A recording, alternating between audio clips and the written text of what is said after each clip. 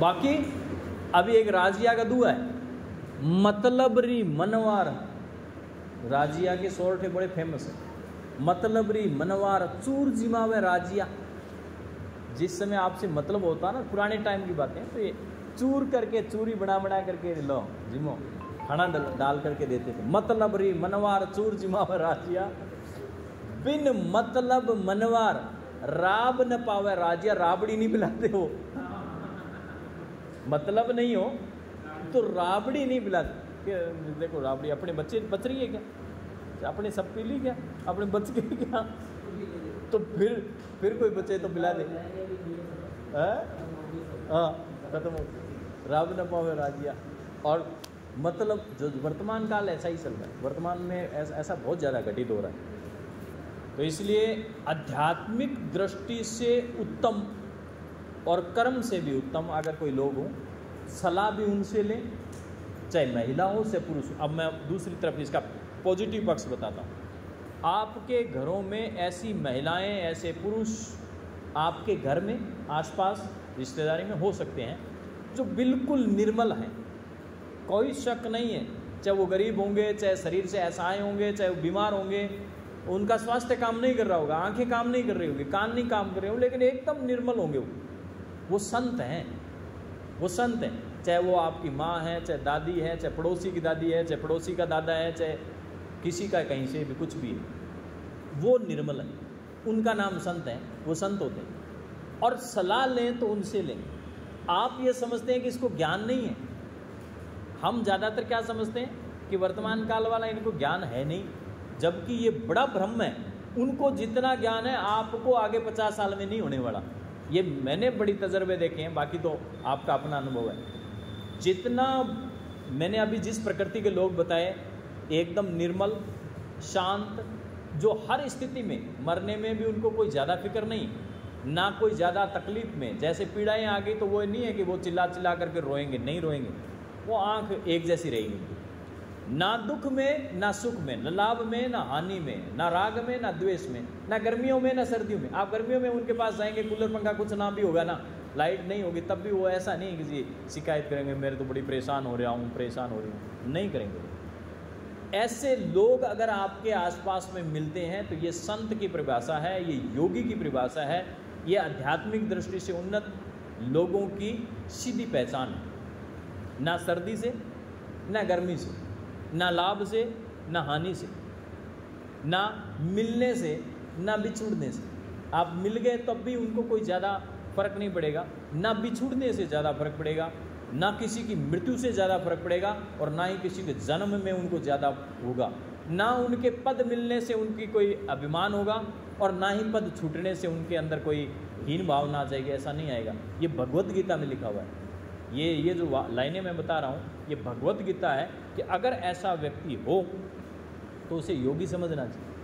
उसे योगी ये नहीं है जो हम आसन करते हैं इसका मतलब योगी, इसका नाम योगी है ही नहीं, गलत है।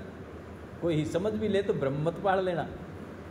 योगी का मतलब है जो सर्दी से, गर्मी से, लाभ से, हानि से, जय से, पराजय से, मृत्यु से और जन्म से, जो किसी भी स्थिति, मान से अपमान से, जो किसी भी स्थिति में अधिक विचलित नहीं होते। हाँ, क्षणिक थोड़ा सा कुछ फर्क पड़ गया, वापस जीरो। वही जैसे पानी पे आप ऐसे मारो मुक्का जोर से, तो क्या होगा, पानी थोड़ा उछलेगा, लेकिन बाद में वैसा का वैसा रहे, कोई फर्क नहीं पड़ेगा उसमें।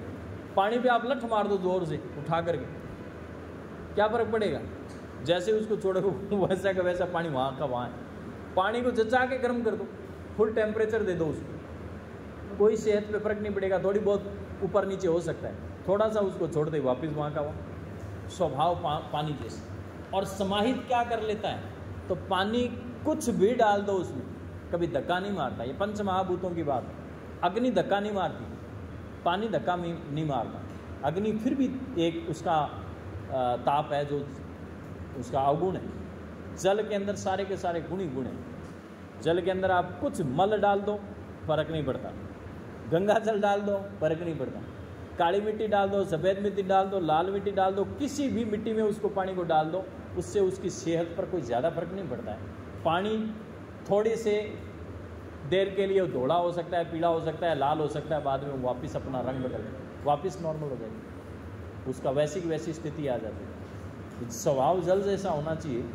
और सज्जन की पहचान करने के लिए मैंने तरीके बता दिए कि ऐसे लोग अगर आपके आसपास हैं तो उनके चरण छुआ करो, उनको माना करो, वो चाहे जैसे भी हैं, वो संत पूरे संत हैं। या आपके रिश्तेदारों को तो आपको पूजना ही पड़ेगा, चाहे जैसे भी हैं, आपके माता पिता, भाई बहन, पति पत्नी जो भी हैं, उनको तो वो पूजनीय हैं, वो आपके काम के हैं। और वैसे धर्म भी कहता है कि हमें इन सब लोगों की सेवा करनी चाहिए, वो तो बात अलग। लेकिन दूसरा जो मैंने बताया है संत, ये संत आपके आसपास मिल जाएंगे। है कोई अशोक जी आसपास मिले? है? मैंने देखे, मैंने इस समाज में इसी समय बहुत सारे महिलाएं, बहुत सारे पुरुष देखें जो बिल्कुल संत हैं। कोई उनके अंदर ना राग, ना द्वेष, ना भाव, ना अभाव। हाँ, कभी रहे होंगे, क्योंकि हर एक जन्म लेता है तो एक जैसा नहीं होता है।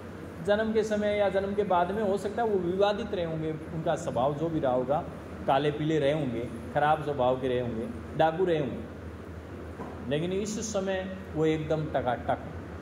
ठीक है, ऐसे ही हम सब के स्वभाव जन्म से हो जाएं तो ये तो प्रारब्ध है। और जन्म के बाद में यदि हम अपने स्वभाव को बदलते जाएं, धोते जाएं, साफ करते जाएं, और बाद में इसमें से मलिनता निकल करके जो निर्मलता आ जाती है, ये आ ही जानी चाहिए। कई बार होते हैं ना, कई बार लोग पुरानी बातें याद करते रहते हैं कि ये आदमी बड़ा गंदा था, क्या फ़र्क पड़ता है।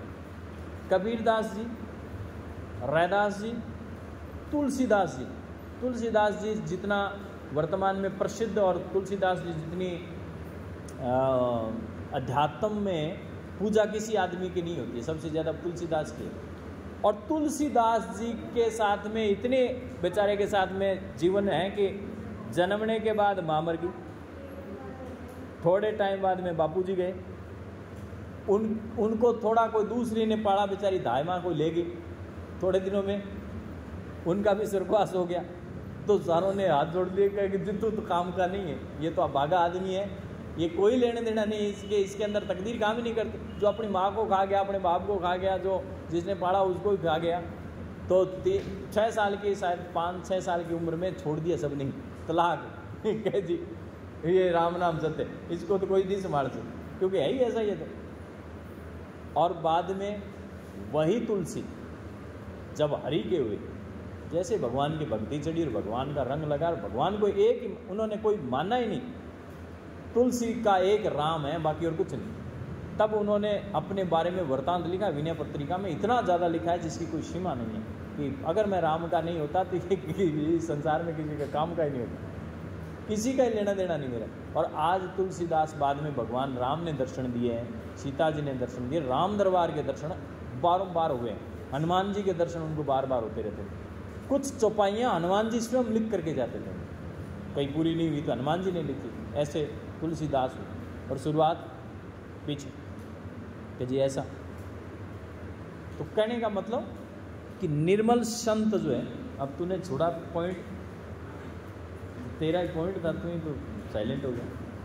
तो निर्मल संत जो है उनको ढूंढना चाहिए, और वो निर्मल संत अगर मिल जाए, आप नहीं जा सकते, कभी आपके पास आ जाएं तो पूजा करनी चाहिए, वंदन करना चाहिए, नमन करना चाहिए, भीतर से करें बाहर से करें, वो आपकी मर्जी। और अगर आसपास में रहते हैं तो उनके दुख तकलीफ पीड़ा अगर होती है तो उनको आप जितनी हेल्प कर सकते हैं करें, आवश्यक रूप से करें।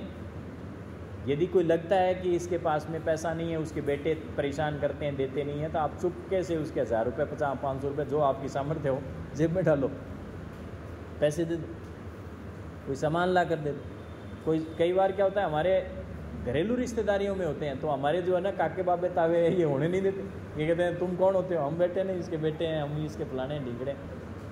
उसकी परवाह न कर करके उसकी हेल्प करनी चाहिए, कैसे भी करते, चोरी छुपे कैसे। ये हम जब हैं, हाँ पता ना चले, ऐसे हेल्प करनी चाहिए, उसका 10 गुना से 100 गुना तक आपको मिलेगा, इसमें कोई शक नहीं। और ये लिख करके दें, आप दे दें, और फिर उस बस इतनी सी बात याद रख लें, और फिर ज़्यादा से ज़्यादा 15 दिन, महीना, 20 दिन, पहली बात तो पहले दिन ही लौटा देगा भगवान, हो सकता है दूसरे दिन लौटाते, नहीं लौटाएगा 15वें दिन, नहीं तो 30वें दिन, ज़्यादा लंबा टाइम लेगा ही नहीं, उसका 10 गुना से लेकर के 100 गुना तक दे देगा। रिटर्न है ये, क्लियर कट। हाँ हाँ, इसका सबसे ज़्यादा गुणा। खैर